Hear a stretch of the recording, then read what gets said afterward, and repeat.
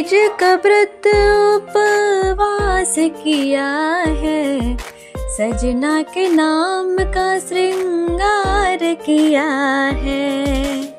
हो जन्म जन्म का साथ मेरे साजन का, मांगू मैं ये वरदान सदा सुहागन का। हो जन्म जन्म का साथ मेरे साजन का। तो नमस्कार दोस्तों, स्वागत है आपका हमारे चैनल वैदिक वास्तु मंत्रा में। कैसे हैं आप लोग? आशा करते हैं कि अच्छे ही होंगे। आज हम हरितालिका तीज व्रत के बारे में बात करेंगे। पूजा मुहूर्त, पूजा विधि कैसे करें, इसको पहली बार कर रहे हैं तो कैसे करें, मायके से उठा रहे हैं या ससुराल से उठा रहे हैं, तो सारी चीज़ें आज हम आपके साथ शेयर करेंगे। बहनों, हर साल भाद्रपद या भादव मास के शुक्ल पक्ष की तृतीया तिथि को हरितालिका तीज का व्रत रखा जाता है। महिलाएं वैवाहिक जीवन में खुशहाली और अखंड सौभाग्य की प्राप्ति के लिए भगवान शिव और माता पार्वती की पूजा करती हैं। हरितालिका व्रत हमारे भारत का बहुत ही महत्वपूर्ण व्रत है, जो सभी सुहागन महिला और कुंवारी कन्याएं करती हैं। हरितालिका तीज सुहागन महिलाएं अपने पति की लंबी उम्र और सुख समृद्धि के लिए करती हैं, वहीं कुंवारी कन्याएं मनचाहा वर की प्राप्ति के लिए इस व्रत को करती हैं। इस व्रत के दिन पूजन प्रदोष काल में ही किया जाता है। क्यों किया जाता है? क्योंकि यह भगवान शिव को बेहद प्रिय होता है, इसलिए शाम का वक्त और रात्रि होने के पहले का वक्त प्रदोष काल माना जाता है। इसलिए हरितालिका तीज में पूजन प्रदोष काल में ही किया जाता है। तो सुबह सुबह उठकर नहा धोकर साफ स्वच्छ कपड़े पहनकर भगवान शिव और माता पार्वती के सामने पूजा इस व्रत का संकल्प लेते हैं कि हे प्रभु, मेरे इस व्रत को अच्छे से पूर्ण करिए। उसके बाद पूरा दिन निराहार निर्जला व्रत रहकर इस व्रत को करते हैं। यह व्रत बेहद कठिन माना जाता है, क्योंकि इसमें पूरा दिन 24 घंटे निर्जला रहकर किया जाता है।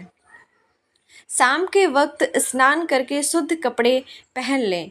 नए हों तो ज़्यादा अच्छा है, नए नहीं हैं तो साफ स्वच्छ कपड़े पहनकर 16 श्रृंगार करके भगवान शिव, माता पार्वती और गणेश की कच्ची मिट्टी की मूर्ति बनाकर सुहाग की सारी सामग्री माता पार्वती को अर्पित करके भगवान शिव को बेलपत्र, धतूरा, भांग अर्पित करके विधि विधान के अनुसार पूजन करके कथा सुने या पढ़ें। शाम की पूजा संपूर्ण करके रात भर भजन कीर्तन गाकर हम भगवान शिव और माता पार्वती को प्रसन्न करते हैं। सुबह के समय स्नान आदि करके माता गौरी से सुहाग मांगते हैं। उनको पूजा पाठ करके सुहाग चढ़ा करके वही सुहाग हम माता पार्वती से मांगते हैं, और सुहाग लेने के बाद ब्राह्मणों को जो श्रृंगार का सामान है, जो छूने की चीज़ें हैं, उनको दान देते हैं।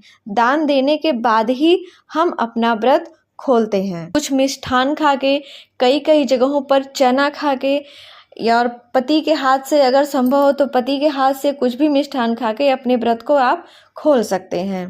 ये तो हो गई बात पूजा की। अब बहनों, कई जगह पर ये होता है कि आप कच्ची मिट्टी की मूर्ति नहीं बनाती हैं। वो अपने घर के हिसाब से आपको देखना, आप अपने घर के नियम को, पूजा के नियम को बड़े बुजुर्गों से पूछ सकते हैं। अगर आपके घर में कच्ची मिट्टी की मूर्ति नहीं बनाई जाती है तो आप भगवान की फोटो और प्रतिमा भी लगाकर पूजा कर सकती हैं। कुछ जगहों पर होता है कि व्रत मायके से उठाया जाए कि ससुराल से उठाया जाए। जैसा कि तीज व्रत है तो यह ससुराल से ही उठाया जाता है। जिनका पहला तीज होता है तो पहले तीज में ससुराल की तरफ से श्रृंगार का सामान, साड़ी, कपड़े, वस्त्र, मिष्ठान आदि सब बहुओं को दिए जाते हैं, जिससे वे अपने व्रत की शुरुआत करती हैं। तो अगर हमारी वीडियो, हमारी जानकारी आपको पसंद आए और अच्छी लगे तो हमारे चैनल को लाइक करिए, सब्सक्राइब करिए और हमें कमेंट में ओम नमः शिवाय लिखना ना भूलिए। Thank you.